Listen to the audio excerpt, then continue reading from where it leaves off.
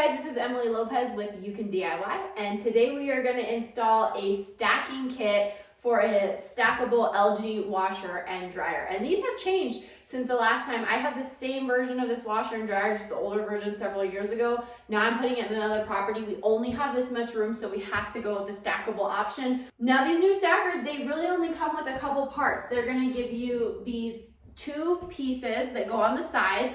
So this is going to go on the side of your washer and dryer, and then those two little holes are going to attach in the back. So this is the back of the washing machine. See where that aligns? We're going to screw one of the screws they provided in there, and then on the other side, we're going to do the same thing there. And then literally all you're going to do is you're going to slide your dryer on, and we'll show you that. And then this just goes right there, and then those screw on. So these have changed actually a lot. The last one I had, you had to do from the back. This is nice because we can get the dryer on, slide it into place, and then just attach to the front. We don't have to access from the back. We can do that before we put the dryer on. So seems like a better system, also seems more stable. Shorten your dryer feet to the shortest setting, and then they're going to slide in under these little hooks that are curved up on the side.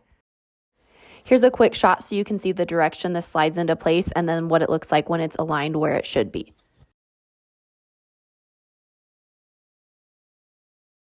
All you have left to do is attach the screws on the left and the right side.